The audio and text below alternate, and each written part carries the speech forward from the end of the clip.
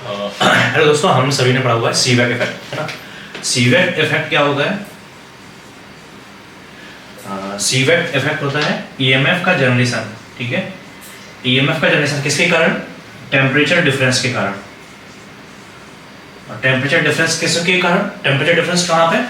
Temperature difference to dissimilar metal होना चाहिए, dissimilar metal. ठीक है, सीवैक इफेक्ट में ईएमएफ जनरेशन होता है टेम्परेचर डिफरेंस के कारण, जहां पर टू डिसिमिलर मेटल हो। कहां पे टेम्परेचर डिफरेंस कहां पे? टू एंड्स पे, जहां पर डिसिमिलर मेटल मिल रही हो। ठीक है, तो जैसे हमारी एक मेटल ए है, एक मेटल बी है, और यहाँ पर टेम्परेचर ज्यादा है, ये हॉट एंड है, ये कोल्ड एंड है, तो होगा क्या? सीवैक बोलता है कि इसके कारण क्या हो जाएगा? ईएमएफ जनरेशन हो जाएगा। लेकिन ईएमएफ जनरेशन क्यों होगा? अब हम इसको इन डेप्थ समझते हैं कि ईएमएफ जनरेशन होता क्यों है और एक्चुअली में हीट करने से होता क्या है। ठीक है, सपोज दैट ये हमारा मेटल है, इसको हमने यहाँ पे हीट किया, हमने ये मेटल है, हमारा मेटल पीस है, इसको हमने हीट किया, तो हीट करने से क्या होगा? हीट करने से अगर हम माइक्रोस्कोपिक लेवल पे जाएं, मेटल के माइक्रोस्कोपिक लेवल पे जाएंगे, तो होता क्या है माइक्रोस्कोपिक लेवल पे? माइक्रोस्कोपिक लेवल पे जो मेटल होंगे, मेटल के एटम्स क्या होंगे? वो लैटिस अरेंजमेंट में अरेंज होंगे। ठीक है, कुछ ना किसी लैटिस अरेंजमेंट में होंगे, और इस एटम्स जो होते हैं मेटल्स में जितने भी एटम्स होते हैं उसके पास क्या होते हैं? फ्री इलेक्ट्रॉन्स होते हैं। ठीक है, और हम ये पढ़ चुके हैं जब भी हम हीट देते हैं, हीट देने से क्या हो जाता है? हीट देने से दो टाइप से कंडक्शन होता है मेटल के अंदर। मेटल के अंदर कंडक्शन किसके कारण होता है? एक तो लैटिस वाइब्रेशन के कारण, लैटिस वाइब्रेशन एनर्जी के कारण होता है, और दूसरा होता है फ्री इलेक्ट्रॉन्स के कारण। ठीक है, अब होता क्या है? जैसे ही हमने मेटल को हीट किया, मेटल को हीट करने से उसके माइक्रोस्कोप के लेवल पे जो एटम्स हैं उनके लैटिस अरेंजमेंट में क्या होगा? वाइब्रेशन होगा। उनके हीट करने से लैटिस अरेंजमेंट में वाइब्रेशन होगा, ज्यादा एनर्जी हो जाएगी उनके पास में, और जो फ्री इलेक्ट्रॉन्स हैं वो भी क्या हो जाएंगे? वो भी रैंडम मोशन करने लग जाएंगे, है ना। इसको ऐसे समझो जैसे पानी को हम गर्म कर रहे हैं और उसके अंदर छोटे छोटे कुछ पार्टिकल्स अलग से डाल दिए जिससे हमें पता चले, तो वो क्या होंगे? वो बहुत तेजी से ऊपर नीचे मूव करेंगे। सिमिलरली फ्री इलेक्ट्रॉन्स जो होंगे एक मेटल के अंदर, वो कैसे होंगे? फ्रीली मूव करने लग जाएंगे। अब एक मेटल, अगर हम एक hair thin wire copper wire लें जो बालों जितना पतला है, बाल जितना पतला, ठीक है ना, और 1 mm डिस्टेंस का रहे, उसमें ही 8.5 × 10⁻21 एटम्स होते हैं। कितने एटम्स होते हैं? 8.5 × 10⁻21 एटम्स, छोटे से वायर में। और हमारा अगर वायर थोड़ा मोटा हो तो उसके अंदर तो बहुत ज्यादा होंगे, 10⁻21 हो गया, तो समझ सकते हैं कितना ज्यादा होगा। अब इतने सारे एटम हैं और हर एक एटम में फ्री इलेक्ट्रॉन्स हैं, तो कितने सारे फ्री इलेक्ट्रॉन हो गए। अब अगर हम और डेप्थ में जाए तो मटेरियल प्रॉपर्टी क्या बोलती है? मटेरियल प्रॉपर्टी बोलती है कि एक्चुअल में कोई भी हमारी परफेक्ट मेटल नहीं होती, तो उसके अंदर क्या होते हैं? लैटिस अरेंजमेंट के अंदर वॉइड्स भी होते हैं, है ना, गैप्स भी होते हैं, कहीं कहीं पे लैटिस अरेंजमेंट पूरा नहीं होता है, कुछ इंप्योरिटीज भी होती हैं, तो वहां पर नहीं जा रहे। तो हमारी जो मेटल्स होगी उसको हमने हीट दिया, हीट देने से माइक्रोस्कोपिक लेवल पे जो एटम्स होंगे, एटम्स में लैटिस जो है वो वाइब्रेशन करने लग जाएंगे, और जो फ्री इलेक्ट्रॉन्स हैं वो बहुत हाईली हाइपर एक्टिव हो जाएंगे। तो होगा क्या? मेटल्स में हमारा ये हो रहा है एक मेटल के अंदर। अब सिमिलरली दूसरी मेटल, ठीक है, एक मेटल के अंदर इतना हो रहा है, अब सिमिलरली ऐसा ही दूसरी मेटल के अंदर हो रहा है। ठीक है, तो होगा क्या? जैसे एक मेटल ए है और दूसरी मेटल ए है, हमने इन दोनों को कांटेक्ट में ला दिया और यहाँ पे हमने हीट कर दिया इन दोनों को, तो यहाँ पे लैटिस वाइब्रेशनल एनर्जी अलग है, यहाँ पे लैटिस वाइब्रेशनल एनर्जी अलग है, यहाँ पे फ्री इलेक्ट्रॉन्स का मूवमेंट, यहाँ फ्री इलेक्ट्रॉन हो सकते हैं कम है, ज्यादा है, इस तरफ भी फ्री इलेक्ट्रॉन कम है या ज्यादा है, क्यों? क्योंकि ये मेटल ए है, ये मेटल बी है। तो होगा क्या? जो फ्री इलेक्ट्रॉन है इनका मूवमेंट यहाँ पे मान लिया ये ज्यादा है, इनके मूवमेंट एनर्जी ज्यादा है, इनके पास एनर्जी ज्यादा है, इनके पास एनर्जी कम है, तो जो फ्री इलेक्ट्रॉन होंगे वो यहाँ पे मूव करने लग जाएंगे। जहाँ पे मूव करने लग जाएंगे तो होगा क्या? फ्री इलेक्ट्रॉन जब यहाँ पे मूव कर रहे हैं तो होगा क्या? इसकी वजह से होगा क्या? इसकी वजह से होगा ये कि जब इलेक्ट्रॉन फ्लो करते हैं, पता है जब इलेक्ट्रॉन फ्लो करते हैं तो क्या होता है?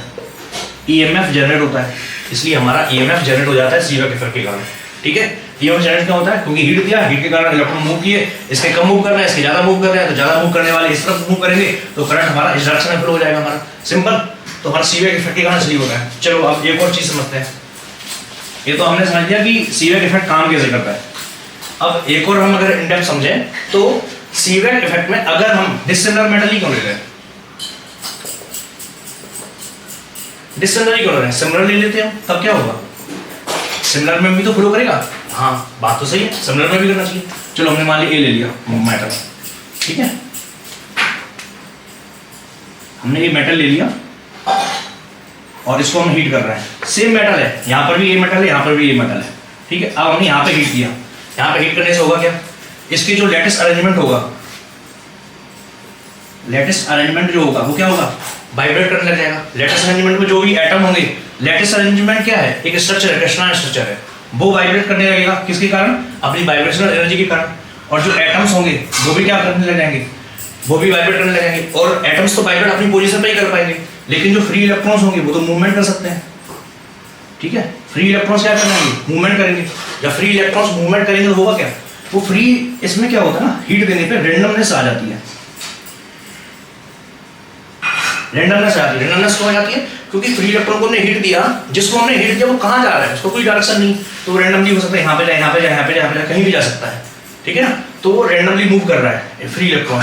अब यहाँ पर भी वही हो रहा है, यहाँ पर भी वही हो रहा है, यहाँ पर भी वही हो रहा है। अब ये रेंडमनेस जो है, वो रेंडमनेस के कारण इलेक्ट्रॉन्स जो है इस डायरेक्शन में भी जा सकते हैं, इस डायरेक्शन में जा सकते हैं, कोई डायरेक्शन फिक्स नहीं है, ठीक है ना। जब कोई डायरेक्शन फिक्स नहीं है तो क्या होगा, वो यहाँ पर भी उतना ही वाइब्रेट करेगा, यहाँ पर भी उतना ही वाइब्रेट करेगा। तो जब यहाँ पर भी इलेक्ट्रॉन मूव कर रहा है, यहाँ पर भी इलेक्ट्रॉन फ्लो कर रहा है, अगर हम उनको कनेक्ट भी कर देंगे तो होगा क्या, आपस में यहाँ इसकी वजह से कुछ करंट जनरेट हुआ भी होगा, इसकी वजह से भी कुछ करंट जनरेट हुआ भी होगा, तो आपस में क्या हो जाएगा, कैंसल्ड आउट हो जाएगा। क्या हो जाएगा, कैंसल्ड आउट हो जाएगा। इसलिए सिमिलर मेटल में कभी भी सीवेक इफेक्ट काम नहीं करता है, ठीक है। चलो ये तो क्लियर हो गया। अब हम आगे और समझते हैं थोड़ा और। साइंटिस्ट ने क्या ना, थोड़ा कुछ ना कुछ एक्सपेरिमेंट करते ही रहते हैं, तो उन्होंने कहा अच्छा ऐसा है क्या, तो उन्होंने कहा चलो हम एक और एक्सपेरिमेंट करते हैं। उन्होंने क्या किया, एक तरफ थिन लिया, थिन मेटल लिया, और एक तरफ सेम मेटल का हाई मतलब ज़्यादा थिक वायर ले लिया। इस तरफ थिन वायर है, इस तरफ थिक वायर है, तो हुआ क्या, इस तरफ कम रेंडमनेस है, इस तरफ ज़्यादा रेंडमनेस है। तब इस कंडीशन में करंट या ईएमएफ जनरेट हो गया, है ना। इसके कारण क्या होगा, ईएमएफ जनरेट हो गया। तो हमारा जो भी रेंडमनेस होती है वो किसके कारण होती है, हीट के कारण होती है ना। अब एक और चीज़ समझ लेते हैं, ये तो हमने हीट के कारण पढ़ लिया कि हीट के कारण हमारा क्या जनरेट होगा, ईएमएफ जनरेट होगा, ठीक है। अब हम एक और चीज़ समझते हैं, जब हम वोल्टेज अप्लाई करते हैं उस कंडीशन में माइक्रोस्कोपिक लेवल पर होता क्या है, ठीक है। सपोज हमारा ये मेटल है, ठीक है, ये मेटल है, इसके अंदर हमने यहाँ पे V वोल्टेज दिया, यहाँ पर भी हमने V वोल्टेज दिया, ठीक है। यहाँ पे पॉजिटिव रहेगा, यहाँ पे नेगेटिव रहेगा, तभी हमारा करंट फ्लो करेगा, ठीक है। तो अब क्या हुआ, जो इलेक्ट्रॉन्स हैं वो क्या होंगे, नेगेटिव चार्ज है, तो नेगेटिव चार्ज में तो किस तरफ जाएंगे, पॉजिटिव साइड जाएंगे। जो इलेक्ट्रॉन्स है वो फ्लो इस तरफ करने लगे, इस तरफ करने लगे, तो इलेक्ट्रॉन को क्या है, डायरेक्शन मिल गई है। वोल्टेज के केस में जब हम वोल्टेज अप्लाई करते हैं तो इलेक्ट्रॉन को एक डायरेक्शन मिल जाती है, तो इसलिए करंट हमारा फ्लो कर जाता है। लेकिन जब हम हीट देते हैं, हीट की कंडीशन में इसकी कोई डायरेक्शन नहीं होती है, वो इस डायरेक्शन में भी फ्लो कर सकते हैं इलेक्ट्रॉन्स, इस डायरेक्शन में भी फ्लो कर सकते हैं। इसलिए जब हम हीट देते हैं तो हमारा करंट फ्लो नहीं करता है, इलेक्ट्रॉन फ्लो जरूर करते हैं। तो हमारा सीवेक इफेक्ट हमारा इसलिए होता है। और हीट और वोल्टेज के केस में क्या क्या डिफरेंस रहता है फ्री इलेक्ट्रॉन का, वो हम समझ चुके हैं।